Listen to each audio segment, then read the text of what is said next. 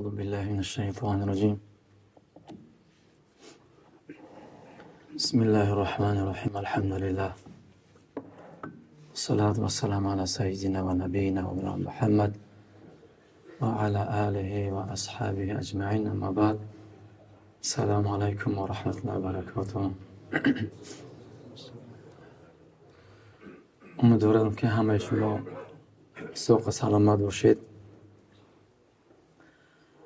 انشاءالله برادران عزیز، از همین اول سفر جاوس بگیرین، راست بگیرین، جو شود دیگر رو جو بیوان زود دراو جاوس بگیرین، زود پیش پر کنین، جای خولگی نگذارین. در جمعه گذشتگی درباره تاریخ یهودیان در زمان پیغمبر خدا علیه السلام زندگی میکردن صحبت کردیم. اون بین بنی قینقاع بود. امروز خدا خواهد در باره تاریخ بنی نظیر خدا خواهد صحبت بکنیم، یعنی ادامه دارد. خیلی که گفتیم از یهودیان سه قبیله به سوی مدینه منوره پیش از آمدن پیغمبر ما و شما علیه السلام مبعوث شدن به پیغمبری. این سه دسته، این سه قبیله یهود به طرف مدینه منوره آمدند. خیلی که گفتیم پیغمبر خدا السلام بعد از اینکه هجرت کردن از مکه مکرمه و سوی مدینه منوره با اون قبایل و احزاب پیمان بستند، پیمان صلح، عهد پیمان بستند که یکی از همون قبیله کی بود؟ بنی نظیر بود.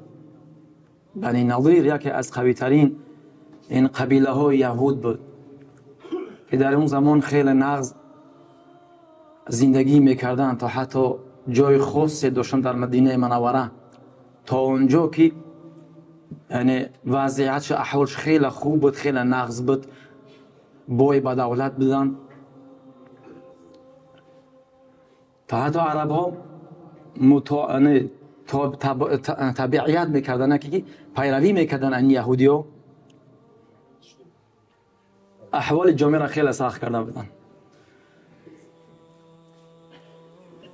بعد از اینکه پیغمبر خدا علیه السلام با این یهودی ها پیمان بست، خیلی میدونیم بنی قینقاع خیانت کردن. بعد از غزا و جنگ بدر کینه ورزیدن، حیله‌گری کردن، فتنه بسیار کردن.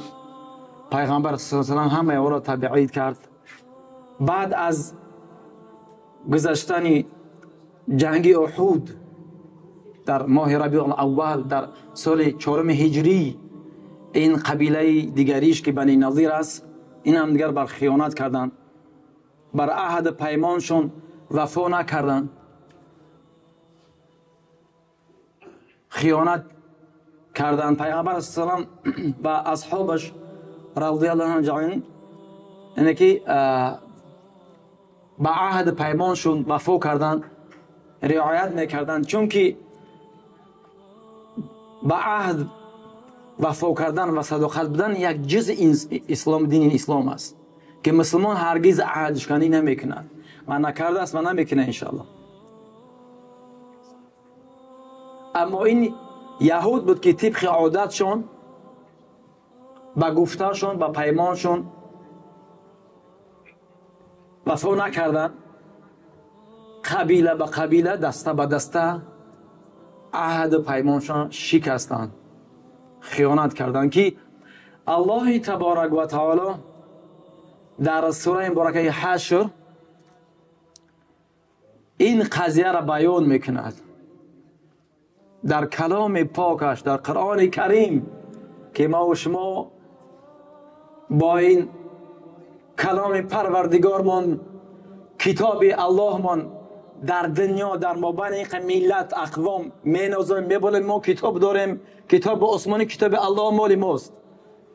الله سبحانه و تعالی در همین کلام پاکش بیان میکنه این یهودا که چه خیلی این قوم هستند، تا عبرت بگیرین ما و شما و همه مردم که سرانجام خیانت خار ذلیل و بدبخت تباه و نابود شدن است. هیچ قوم هیچ ملت با خیانت با گناه با معصیت با آبرو نرسیده است، با خوبی نرسیده است.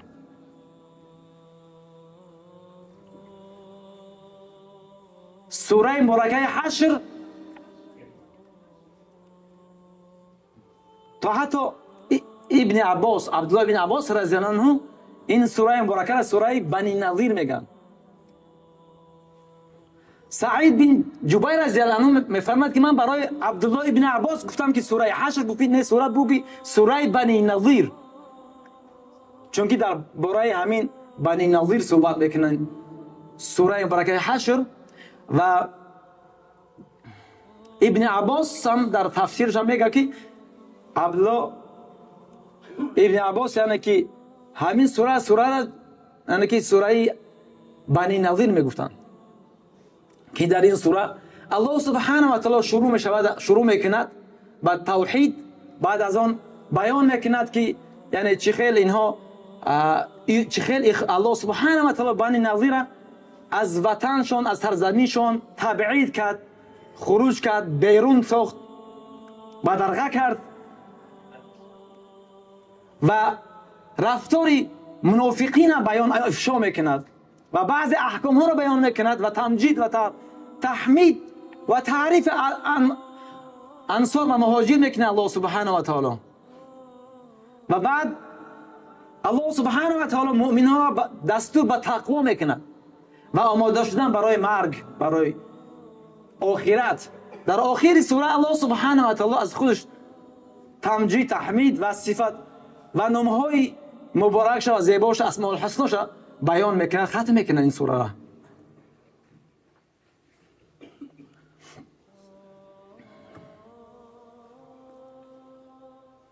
خب بنی نظیر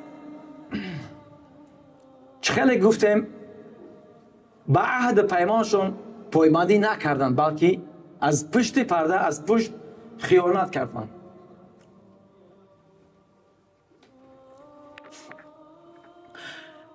سوره را شروع میکنیم، بعضی آیاتش تفسیر میکنیم، همه سوره تفسیر نمیکنیم که الله سبحانه و تعالی اول این سوره این خیل شروع میکند اعوذ بالله من الشیطان الرجیم سبح لله ما فی السماوات و فی الارض و هو العزیز الحکیم. اینجا الله سبحانه و تعالی شروع میکنه به توحید که تمام مخلوقاتی که در روی زمین و آسمان هستند، تمام اشیا اهم از داشتن جان یا که نداشتن، تمام اشیا تمام چیز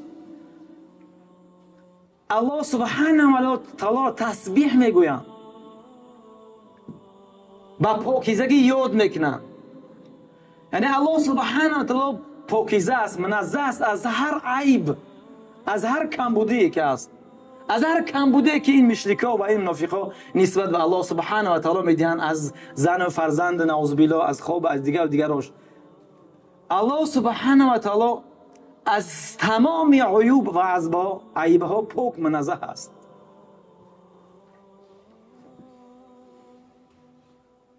برای چی؟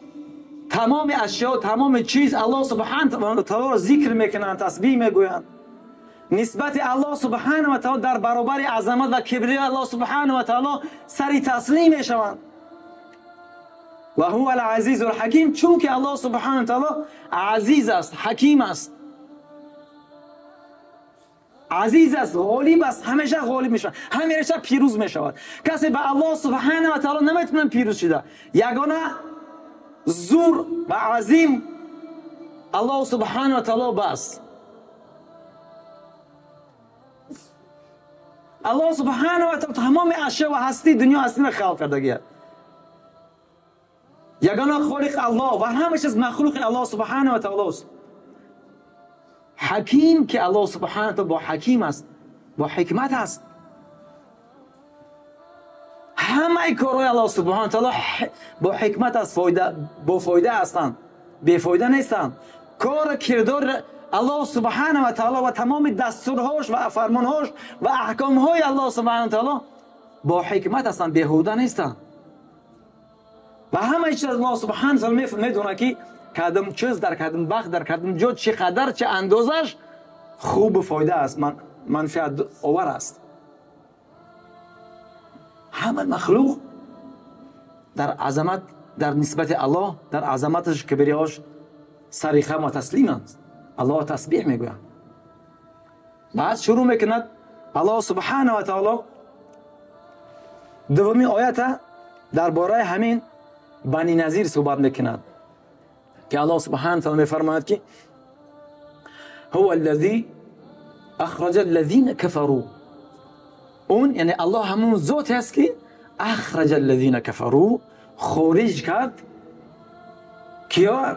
کفروا، یعنی که کافرها را. کدام کافرها؟ من اهل الکتاب، یعنی اون کافرها که اهل کتاب بودند، که اصلا یهودی ها هستند، یهودی و بنی نظیر، که الله سبحانه و تعالی اونها از سرزمینشون، از وطنشون خارج کرد، رانچون. باز اگر با سخن زمان ما و شما بگیم الله سبحانه و تعالی از وطنشون گرفت، دیپارتاس کردمش، خارج از سرزمین وطنشون کرد.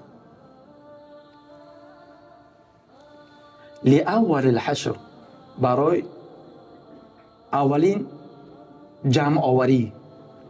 حشر اینجا یعنی که مفسران میگن که لاول حشر، باری اولین، برای باری، یعنی که اولین باری که خداوند این را جمع آوری کرد. یعنی که بعد دومی هم هست که دومیش علما و مفسرین اختلاف دارن. بعضی میگن که این دومیشون دومین بار که اینها را جمع کردن و از وطنشون خارج کردن، این در زمان حضرت عمر بن فاروق رضی الله عنه بود که بعد از همین اخراجشون که در زمان پیغمبر خدا صلی الله علیه و آله بود صورت گرفت. یعنی یکم بار یهودی‌ها رو جمع کرد و از وطنشون خارج کرد. دوم بار در زمان حضرت عمر فاروق بودن که از همینجا میروند طرف چی، بعضیاشون طرف خیبر میروند، اونجا با جمع میشوند. باز از اونجا در زمانی که حضرت عمر فاروق رضی الله عنه از اونجا جمعشون میکنن و از اون خارج میکنن، سرشون میکنن. اما بعضی میگن که این دوم بار منظورش است روز حشر است، روز قیامت است که الله سبحانه و تعالی تمام مخلوقات را جمع میکنه، از آدم تا آخرین فرزند آدم الله سبحانه و تعالی جمع میکنه. همه در روز قیامت از هر یک انسان سوال و جواب پرسیش میشه که چه خیلی زندگی کرد و چه خیلی از نعمتهای خداوند استفاده برد. سوال جواب میشوند. خلاصا الله سبحانه و تعالی میفرماید ما ظننتم ان یخرجوا، یعنی من برمیگردم از اول خط که بعد از اونجا که اینها عهد شکنی کردن، پیمان شکستن، دو نفر از یعنی رئیس و سردارهای این یهودیان که یکی حویی بن اخطب، دیگرش کعب بن اشرف هستند. اینها سردار و کلانتر یهودی هستند که رفتن پنهایی به طرف مکه مکرمه با قریش مشرکین، یعنی که عهد پیمان بستند که یعنی ما با شما هستیم، علیه کی جنگ میکنیم؟ علیه پیغمبر و اصحابش جنگ میکنیم. اونجا کنار خانه کعبه یعنی با اونها پیمان بستند. یعنی اون عهد پیمانی که با پیغمبر ما و شما علیه السلام بسته بودن، اونجا خیانت کردن. بالفور در اینا گذاشته الله سبحانه و تعالی حبیبش پیغمبرش با خبر ساخت که اینها این بنی قریظه عهد شکنی کردن، دست با دستی قریش مشرکین در کنار خانه من که بستن و علیه تو توتیه میکنند. که اون زمان ابو سفیان بود دیگر،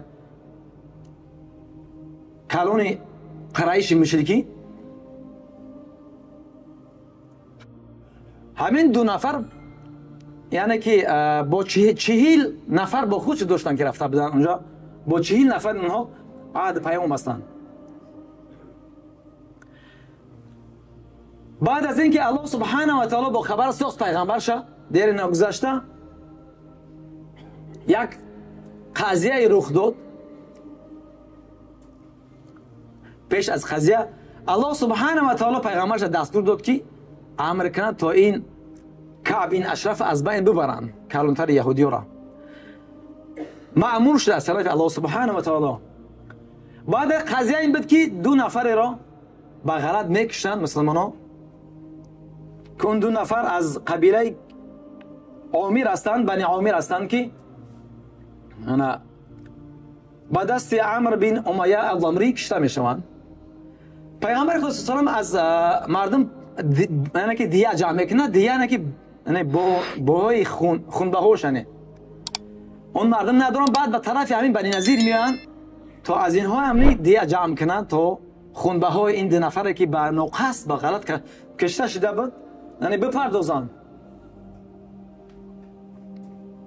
وقتی که اونجا رفت داخل قلعه های اینها شدن. این بنی نظیر اصلا قلعه های بسیار مستحکم بسیار بلند داشتن که مستحکم بودن. این مردم این بنی نظیر یعنی که می نوزیدن که ما طریق انسانی قلعه های بلند، خانه های بلند مستحکم استوار داریم، یعنی خیلی قینه دسترس کردن این ویو. زمان پیغمبر خدا اسلام با چند تن اصحابش وقتی وارد شدن بر این بنی نظیر، بعضی مورخان میگن که حضرت ابوبکر صدیق، عمر رضی الله عنه و علی رضی الله عنه با پیغمبر خدا اسلام بودند اونجا. زمانی که داخل شدن هم صحبت شدن با این بنی نظیر، این قبیله یهود، که این قبیله از پیشکی یعنی برنامه میکشیدن. خیلی امروزا برنامه میکشن. چند سال پیش ما و شما خوب هستیم در غفلت هستیم، 100 سال پیش برنامه میکشن چخیل مسلمانان از دینش دور بکنیم، چخیل مسلمانان ایمانش ضعیف کنیم، ایمانش بدزدیم، ناموس مالشون را تار بار کنیم، زنها و فرزندانش به حجاب به عفت کنیم. برنامه میکشن. همون زمان برنامه میکشن چخیل پیغمبر خدا از بین ببرن، یعنی قصد جانی پیغمبری ما و شما علیه السلام داشتن. وقتی که پیغمبر صلی الله علیه و داخل شد این منظره را مشاهده کردن. در جواب پیغمبر ما و شما سلام فرمودن یا ابوالقاسم، خب ما دیگه میتونیم ما یاردم میکنیم، شما اینجا بنشینید ما یاردم میکنیم. پیغمبر خدا اسلام کنار دیوار یک خانه نشست، شیشتن و اینا رفتن یک جا توخه صحبت کردن، با تنهایی صحبت کردن که او سبحان الله مبین هم دیگر که این بهترین یعنی شانس از برای ما و شما از بین بردنی یعنی محمد نعوذ بالله. با هم دیگر صحبت میکنن که تیزتر زودتر این کار کی است که میرن بکنه از بالا سنگ بگیره و بر سر یعنی پیغمبر بر سر این برای پیغمبر ما به اندازه از بین ببرن. یعنی قصد ترورش کردن. در واقعیت اینا در اون زمانش تروریستن، تا از هم تروریستن.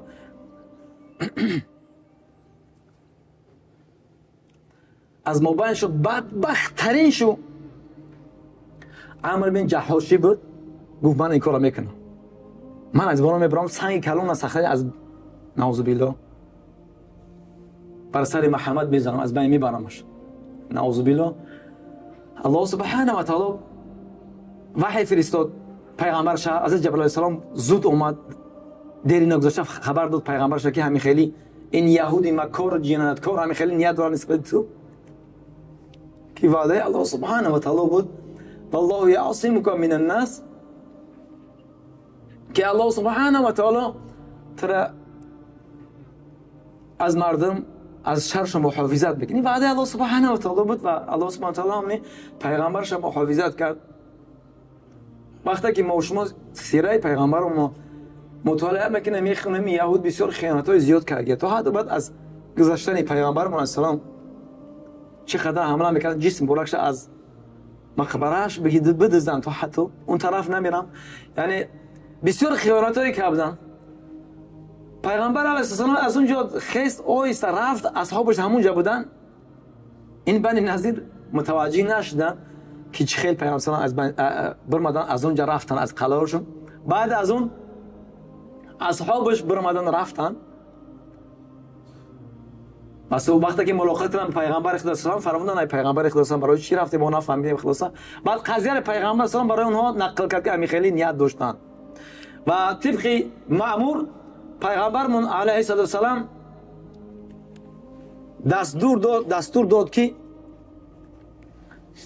محمد بن مسلمه را که برای کعب بن اشرف به قتل برسونه بکش از بین ببرش سردار یهودی را. خب این یهودی ها دیده و دونستان این کارا میکردن عمیق میدونستن که پیغمبر ما علیه السلام پیغمبر بر حق است. تا حتی ما در جمعه گذشته گفتیم که این یهودی ها مقصدشون برای همین بود که یعنی که با پیغمبر آخر زمان ملاقات بکنن. برای همین خاطر مدینه منوره هجرت کرده بودند. تمام اوصاف پیغمبر ما و شما مثلا میدونستن بغیر یک اوصاف که اون از چی است پیغمبر آخر زمان از نسل کی به دنیا میاد اسماعیل علیه السلام یا عرب میشوه. اینا نمیدونستن تمام صفاتاش در کتاباش مطالعه در تورات مطالعه کردن.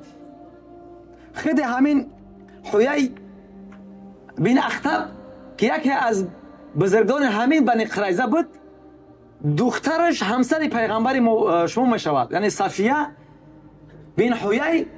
بعد از اینکه یعنی که بعد از تبعید بعد از خارج کردن بنی نذیر که میروند در بعضی از یهودی در خیبر که اونجا میستن باز از اونجا دشمنیش زیاد میشه کینهش نمیتونن یعنی که تنج آرام ششتن بازم فتنه و توتیه علیه اسلام مسلمین شروع میکنن. اونجا دیگر یهودی را از بین میبرن میزنن میکشن. اینجا دیگر کعبه و چی دیگر پدری صفیه که همسر پیغمبر مسلم هستند اونجا به قتل میرسونن.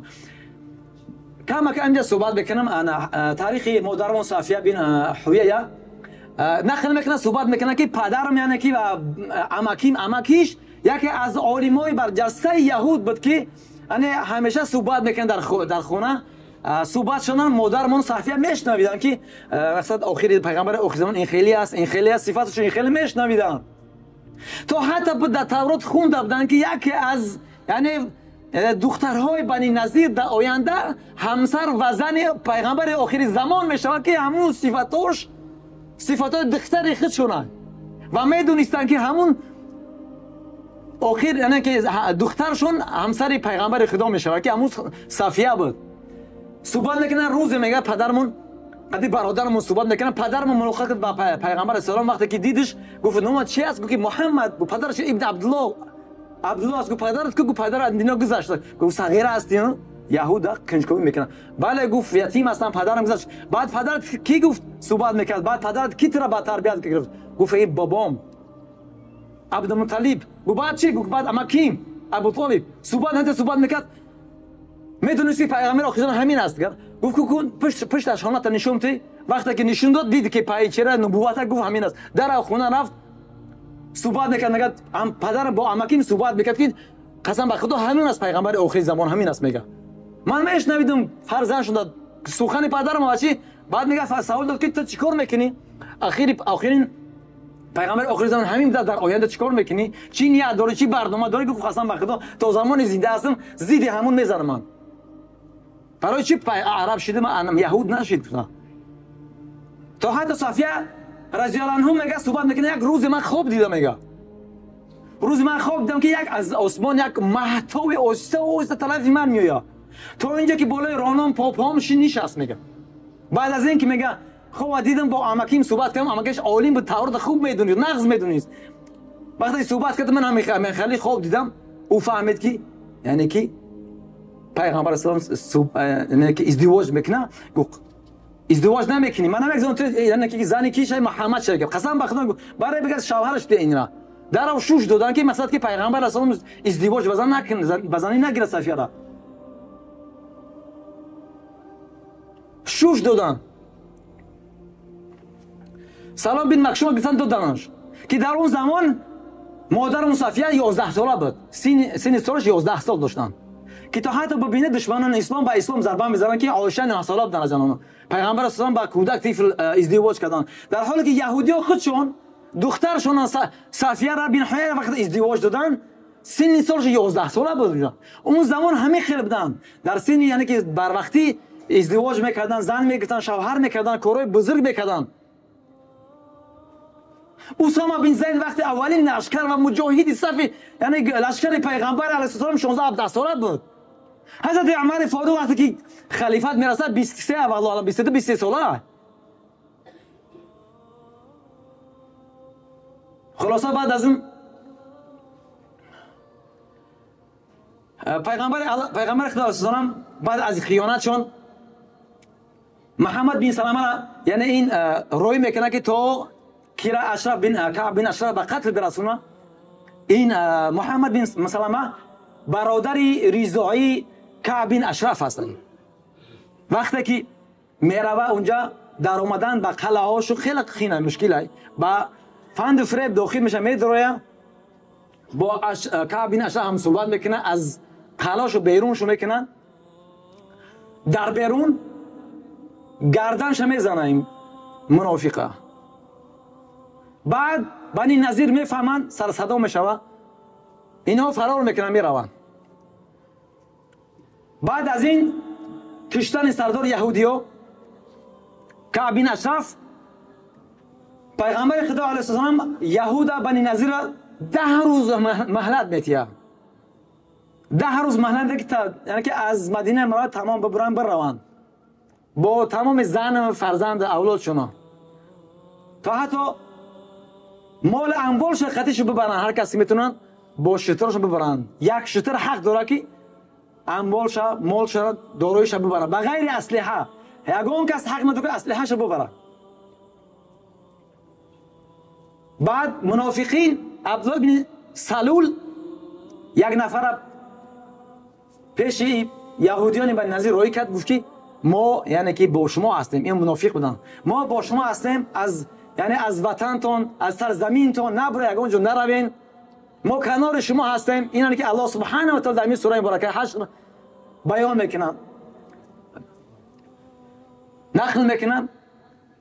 عبدالله بن سلول یهودی میگه ما با 2000 آدم همین خیلی بغیر ما بنی قریظه با هم پیمان شما هستند با شما یک جا میشیم علیه محمد جنگ میکنیم اما شما بیرون نره.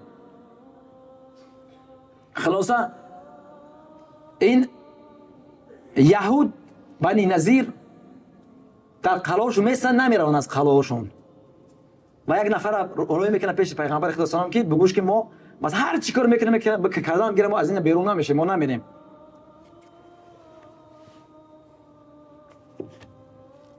الله سبحانه و تعالی فرمود که ما ظننتم ان یخرجوا یعنی که ویو بسیار قوی بودن بسیار بوی بودن یعنی کشاورزی میکردن زمینای کلان داشتن باغ‌ها و نخل‌های بسیار داشتن در کنار در کنار مدینه منوره زندگی میکردن چند یعنی که کیلومتر باغ‌های نخل داشتن خرما داشتن سبحان الله گر و گر در این قلعه‌های کلانشون.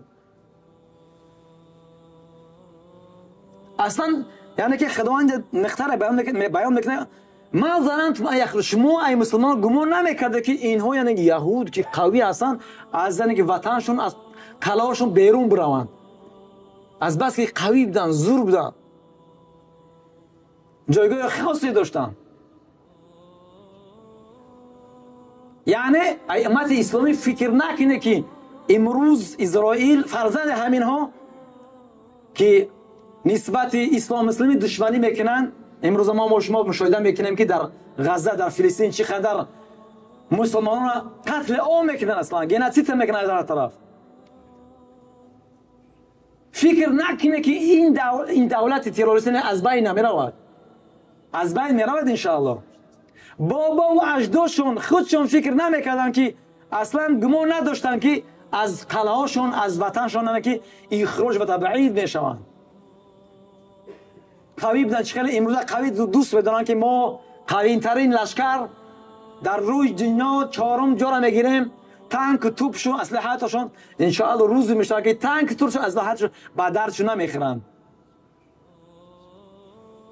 یعنی الله سبحانه و تعالی فرمود ما ظننتم ان یخرجوا شما اصلا گمان نمیکنید این یهود بنی نظیر که تبعید بشن از وطنشون از سرزمینشون. و ظنوا انهم مانعتهم حصونهم و این بنی نظیر گمان میکردن که یعنی این قلعه‌هاشون این بنیادشون یعنی که اینها را محافظت میکند از جنگ ها و از عذاب الله سبحانه و تعالی یاردم کمکشون میکنن. فکر میکردن که ما یعنی که در جای امن هستیم. و ظنوا انه مانعتهم حصونهم من الله، فکر میکردن که اینها قلعه مستحکمشون از عذاب الله سبحانه و تعالی این یهودی را چون محافظت میکنن. فاتاهم الله من حيث لم يحتسبوا، اما عذاب الله سبحانه و تعالی از اونجا دامنگیری اینها کرد که اصلا ما گمان نمیکردم. اون عذاب الله چی بود؟ این امر خدا چی بود؟ بعد از این پیغمبر خدا سلام دستور داد که مهاجر انصار که امر دستور کرد که بگیرن قلعه‌هاش گرد کنن، محاصره کردن. بعضیار 11 13 15 روز میگه اومد داد. اونا در درون موندند اونجا. یگان کسان نه یهود، یگان کس، یگان انسان‌هایی که وعده کردن، پیمان داشتن، با داد فریادش نرسید، با کمکش نرمادن. و قذف فی قلوبهم الرعب، الله سبحانه و تعالی در دلها اینها رعب انداخت، ترس، وحشت انداخت تا اونجا که دست پاشو میلرزیدن، زانوهاش میلرزیدن. سرانجام چیکار کردن؟ تک تنها ماندن، آمدن در کنار پیغمبر سلام در تسلیم شدن. تسلیم شدن. پیغمبر خدا فرمود که بگیرید داود اسکت از مال همه چیز بگیره بغیر اسلحه روین. هر کس هر چیز میتونید حرکت میکرد، با شترش بار میکرد پول چیزشه. چون در اونجا که خانه های بسیار مستحکم، قلعه مستحکم خوب بودن، در تریزر هم میکندن، در چیزش بار میکردن، با خودش میبردن، با دستای خودش خانه های خودش قلعهش خراب میکردن. گفته تا مسلمانان بعض از این چی، بعض از اینها یعنی که خانه های اینها قلعه استفاده نبرن. بله. در این جنگ، در این غزوه بعد همه پیغمبر سون تبعید کرد از مدینه منوره. بعضیا رفتن طرف شام، از رعا طرف اون طرف در شام هستن، بعضی در خیبر رفتن، ترمار شدن همشون. تمام قبیله بنی نظیر رفتن. از این جنگ پیغمبر خدا صلی الله علیه و 50 تا سپر و 50 تا کلاه آهنی و 340 تا شمشیر به غنیمت برد که بعد پیغمبر خدا و اصحابش در غزا در استفاده میکردن ان شاء الله. و ان شاء الله وقت گذشته آخرش میگم الله سبحانه و تعالی در اینجا سببش میگه برای چی این بنی نظیر گرفتار این مصیبت بلا شدگی هستند. به خاطر اینکه یهودان به خاطر همین نه، با سببش اینه که شاق الله و رسوله، اونا مخالفت به الله و رسول کردن، با حق جنگیدن، حق قبول نکردن، حق رو پوش کردن با باطل، یعنی قبول دیده و دانستن میدونستن قبول نکردن. بنابراین الله سبحانه و تعالی فرمود و من یشاق الله فان الله شدید العقاب. هر کس فرق نداره، هر کس که باشه اگر با الله مخالفت بکند، به برنامه زیبای الله بجنگد، حق قبول نکند، سر انجامش عاقبتش مثل عاقبت یهودیان می شود. پناه به الله، الله سبحانه و تعالی ما و شما را از این طرف رفتار، از این طرف کردار محافظت کنه و عاقبت همه ما و شما را به خیر بگردونه ان شاء الله. و آخر دعوانا الحمدلله رب العالمین. السلام علیکم و رحمت الله و برکاته.